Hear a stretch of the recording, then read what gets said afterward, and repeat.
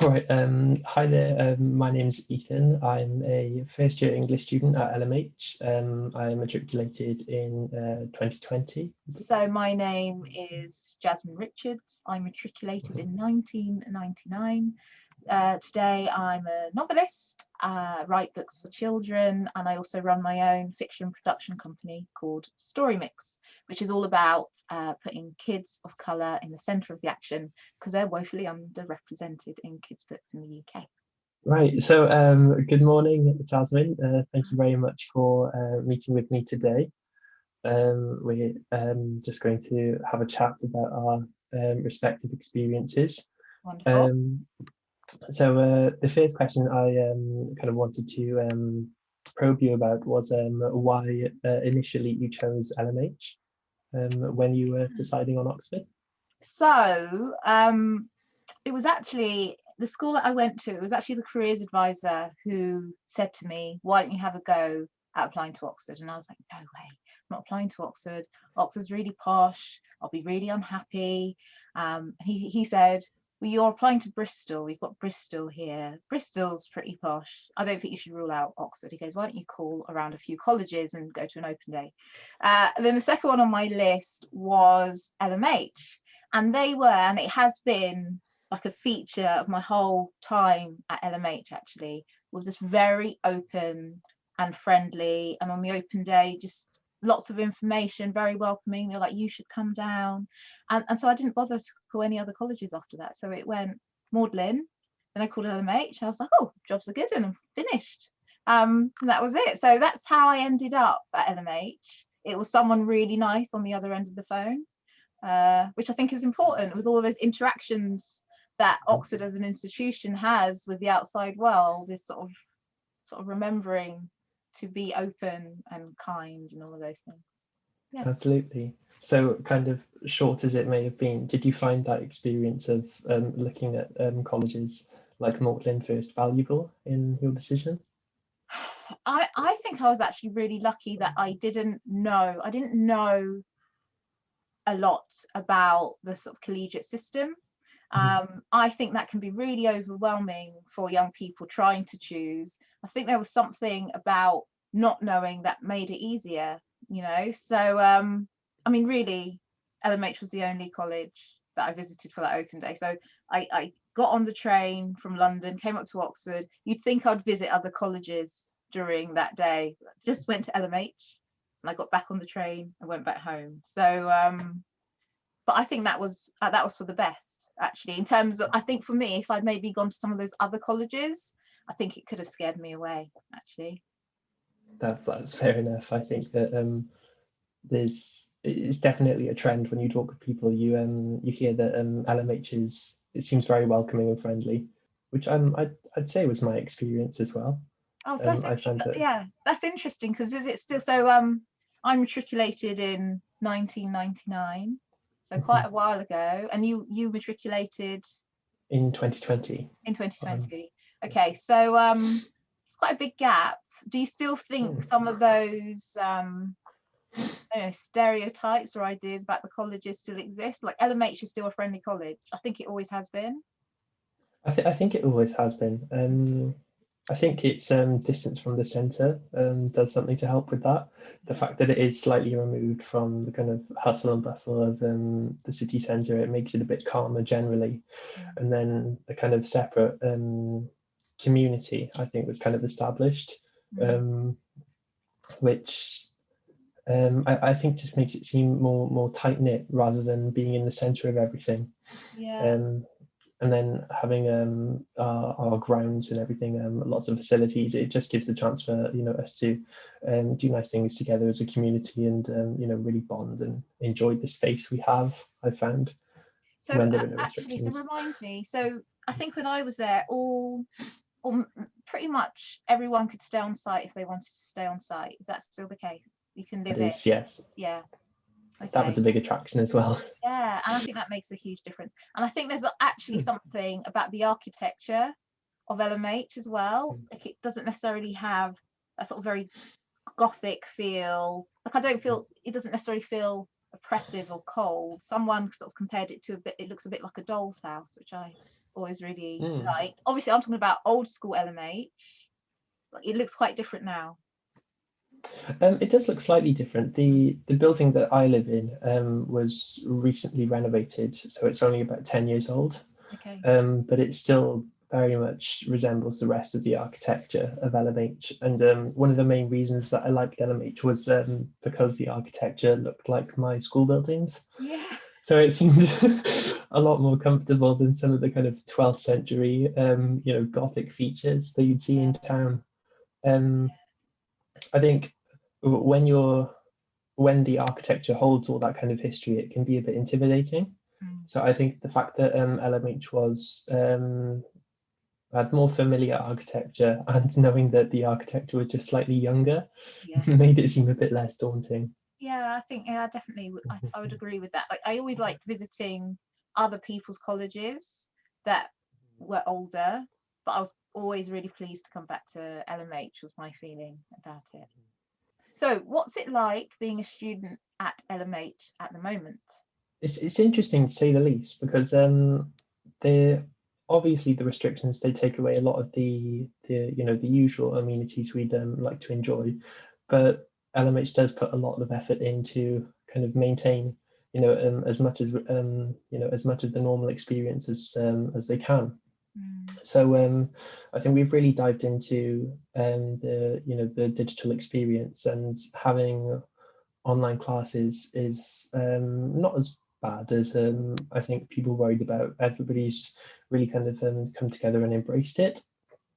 And obviously not having the social connection and that kind of dynamic we get from group discussions, in some ways it's a bit limiting, but in other ways it just makes you kind of appreciate the time we do have to discuss. So it's not necessarily worse, just different. I think. Different. So did you actually have time on site though? We did. So I spent my first term on site, and then my second term at home. Okay, all right. Yes. I suppose there's something, it's kind of great that you're right at the beginning of your college career. So you're doing your 3-year course, yeah? Yes. Yeah, okay, all right. So actually everyone just feels like they're getting on with it. They're making it work. I think that's a general consensus. But I'm interested to hear how it kind of differs from your experience. What was your experience like as a first year coming to Oxford for the first time? I did actually find my first term at Oxford and at LMH quite hard, because there weren't many people who looked like me. Actually, I think at that point LMH was 50-50 state school, private school, but I did, and I went to an inner city state school. But I definitely felt like a fish out of water. So for that first term, I spent a lot of time sort of running backwards and forwards to London on the Oxford Tube or the X90. Are they still going? Have they kind of packed up now? Yeah, so I spent a lot of time going backwards and forwards, just because I did feel quite out of place. And it just took, one of my tutorial partners saying to me, "Oh, Jasmine, we'd really love you to stay, just one weekend. Why don't you give it a go? We'd really love to get to know you." And then I did stay. And then my mum said that I just started coming down less and less. And then I didn't come down at all. But I am always really grateful that that person did say, give this a chance, because I think I could have easily have spent the whole 3 years doing that, So yeah, it's interesting. I think now, actually, I think there's more connectivity between students and the colleges. So that whole feeling of me feeling very sort of alone and different to everyone else, I wonder if that would be the same if I was coming to Oxford from my background now. I feel like there would be Facebook groups, or you're on this newfangled thing called TikTok, I hear. Like, I just feel like there would be more ways to connect. So even if you felt felt like there wasn't really anyone from your specific background in that first term I'm talking about, because actually the great thing about Oxford is you do meet people from all over the place, and it's also a very international university, which is fantastic. But I think in that first term, when you're feeling really alone, and that is true for so many people regardless of your background, I think there'd be places and ways to reach out. So I don't think that feeling of alienation would be quite as intense, is my theory. I don't know. Oh no, I would agree, and I'm glad you think that. I think that those group chats were definitely a saving grace in first term, because like you say, it gave us the chance to reach out and connect with people who we definitely wouldn't have met given the restrictions at the time, and to get involved with things we were particularly interested in, meet people on our course, and also meet people outside of our course and doing other things that might interest us. So what do you love most about LMH? Most about LMH, I would say, is the people. It does sound a little bit cheesy, but it really is true. I think that it's great first and foremost that everybody is so passionate and interested in their academics. So it really is stimulating in that respect. You can just have fantastic conversations every day, and it is also really useful that not everybody thinks the same way as you. So it is you get challenged in a really constructive way, I find, and then also from a non-academic perspective, everybody is really, really lovely. So it's really nice when when you just want to unwind, when you want to spend time with friends, or even if you have a problem, everybody is so welcoming. And my experience, at least, has been that you never have to really hide. You can always go and talk to somebody whenever. And I'm sure nothing is ever perfect, and I'm sure there's always work to be done. But from my experience, all I've felt is welcomed, really. Yeah. What about you? How did you what was your favorite thing at your time? There were so many things I loved about my time at LMH. I really enjoyed the course. I enjoyed the course very much, even though again in that first year there were certain challenges that I had to overcome. That's being Old English. They still do Old English? We do. You do it, yeah. So Dr. Barr got me through though. So Dr. Barr teaches me as well. Yeah, she got me through.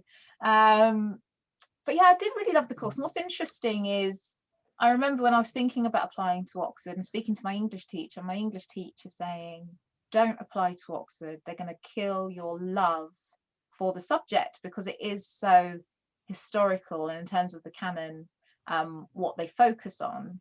And I can see what she was saying about that. But I actually have always really enjoyed getting that. I don't know. I almost feel like it's the building blocks for the rest. It's sort of the building blocks for what followed. And certainly when I was there, and I'm sure it has evolved even more, there was a bit of space to do modern literature, and you certainly could with your optional thesis, and in your third year focus in on the stuff that really, really interested you. And I'm sure that's probably the canon probably has widened a bit more, I imagine. I think it definitely has.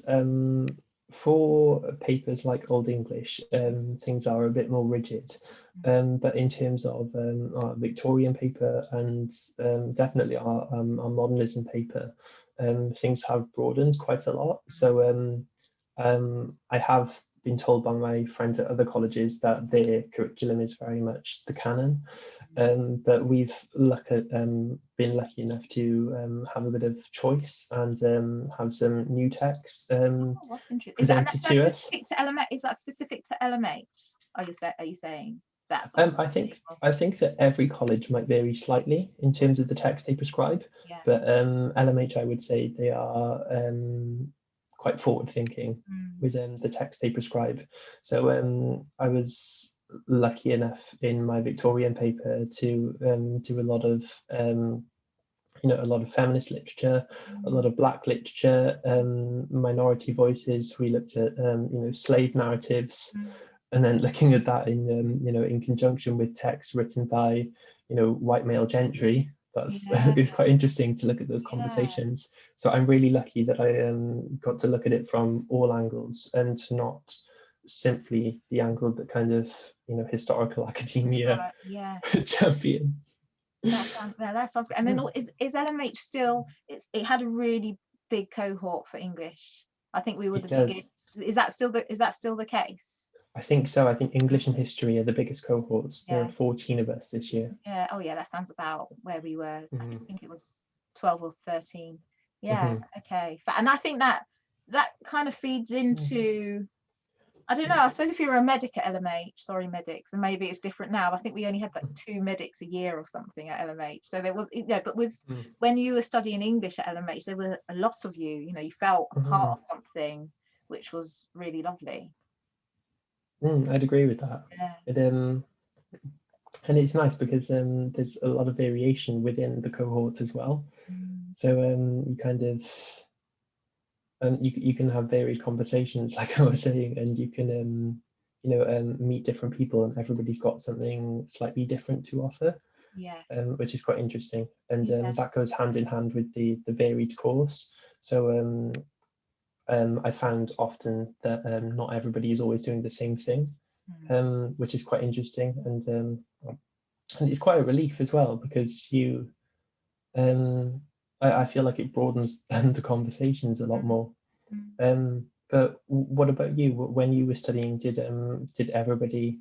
You were saying that most people were kind of restricted to similar texts, but did you find that you had the chance to have some broader conversations with your cohort? This is a very good question. I feel like certainly by the time we got to our 3rd year, people could start sort of drilling down on the stuff that really, really fascinated them. So I remember I wanted to do a paper on West African female writers, and I managed to find a tutor to be my advisor on that. I think it was at Wadham at that point. So that's the thing about the collegiate system and having the different tutors, that you were allowed access as well to other experts in the field. So I think there was still a bit of space with that. I think it maybe has opened up a bit since when I was at LMH and your time there now, which is for the best, I think. Yeah, I'd agree. But well, actually, interestingly, I've just been studying some female West African literature. Oh, there you go. So I'm glad to be here. I'm glad to see things are still staying on track. So which paper are you doing that under though? So you're a 1st year. So where is that? I am. Oh, see, because I remember doing that in the 1st year. What critical theory, mate? Anyway, sorry, you tell me. Yeah. This was for my modernism paper. So I studied Chimamanda Ngozi Adichie. Oh yeah. So there's none of that. There was none of that when I was at LMH. It'd been quite difficult to make that leap, I think. Yeah, that's fantastic. But it's really interesting to be studying things as, I think this book was written in 2006, and to be studying something as recent as this, written by a minority writer, and then the same week be looking at a text that's 1,000 years old and has been studied for centuries. Yeah. Oh, now I'm feeling like I want to come back, because I think that would be really interesting to be reading texts that are so modern compared to those texts that are older. And I think definitely when I was there, nothing in 2000. I mean, that's incredible. Yeah. I think it really encourages you to ask yourself, what is literature? Which is a central question throughout the whole degree, I'm finding. Yeah. I mean, what are you finding the trickiest about the course at the moment? Trickiest, I think, I share some of your trouble with Old English, I think, just because it's hard to get your head around initially, because it's something that you've never studied. I am lucky because we had to study Welsh at school, so there are some similarities between the two, I found, but it is still quite quite challenging. Mm. But you know, it's a good challenge nonetheless. I mean, And I think the thing is, I always actually really like the stories. me It was too. just the translation bit that I struggled Mhm. with, you know. Yeah, We don't do translation anymore. I think, luckily, probably. yeah. It's just. Well, I mean, I do wonder, maybe this is a bit sort of sacrilege to say, but I feel like with the translation, for me anyway, it was testing my ability to remember something I wrote. Like, I never learned how to translate Old English. I just learned how to memorize big pieces of text. So, I mean, that's probably a useful skill, but it wasn't the purpose of why it was on the paper. So probably for the best. Probably for the best. Yeah, yeah. Where's your favourite place in LMH and or Oxford? I suppose you only had a term, but did you manage to discover some of your favourite places? I did. Well, it's a bit unfortunate because we didn't get to go to many places, but I did find some places that I really liked. I found some. There were some really nice streets in Jericho that me and my flatmates used to go to do food shops and go to nice little cafes. Yeah. That was really interesting, and I think it's a bit quieter than Central Oxford, which is quite nice. But at the same time, I really like the Radcam. Yeah. And you know, lots of times my flatmates and I went there just to just to see the library and you know, have a nice time, go for a walk there. Yeah. What about you? What's your favourite place? Oh, I would definitely have Radcam in there, Mhm. even though in the summer it's absolutely baking, in the winter freezing. But I'm not quite sure what the system is now when you're ordering up books, but that is like magic. That It really is is. like magic. And this whole idea that I think this is still the case, but the books are literally beneath the streets, just outside of the They are. Radcam, like something, you know, that's kind of amazing. So I love that place. I loved a restaurant called Edamame, which was actually very close to the Radcam, and I think it's on Holywell Street. I think that's still going. Yeah, I think I agree. Around Jericho, I've always much preferred it to sort of central Oxford, which just feels very sort of frenetic, doesn't it? And busy. And the canals around Jericho are really nice. If you get right back into the sort of side streets down there, that's fantastic. There used to be a pub that I'd go to with my friends called the Radcliffe Arms or the Raddy Addy. Right. But now it's a very upmarket gastro pub. I think it's the Bookbinders or something it might be called. Okay. Yeah, but it was really a very cheap pub when we used to go there. So yeah, lots of very, very fond memories of Oxford. Yeah. So hopefully we've got some more to look forward to. Yeah, definitely.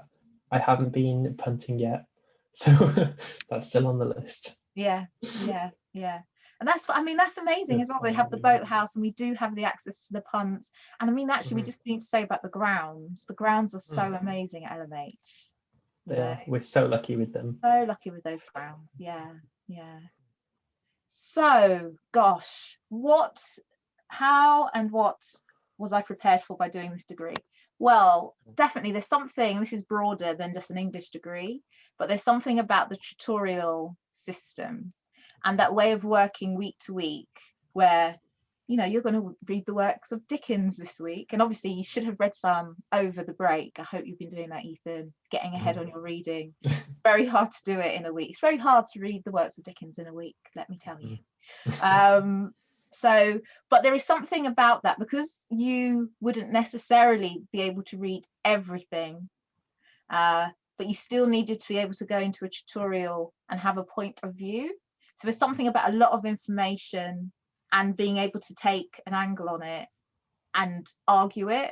I mean, and I think that's true over so many of the subjects. I mean, that serves you so well for the world of work, really, you know, it does. And certainly for interviews, when it comes to actually trying to get a job when you leave university, you're having interview training every week. I mean, it's amazing. You're having interview training every week. So that's a huge sort of boon, I think. again, we sort of touched on it just about with an English degree, because you read so widely and over the eras, just like a really solid understanding of literature. And I went into book publishing, which is maybe not surprising because I've done an English degree. And many people work in book publishing have gone to Oxbridge and have done an English degree. And that's maybe a bit problematic because it doesn't necessarily reflect the whole of society. So the people who are deciding the culture in publishing houses do not reflect all of society. So there's something about that. But if you've done an English degree and you've been to Oxbridge, you'll meet lots of people who have a similar background in publishing, is what I would say about that.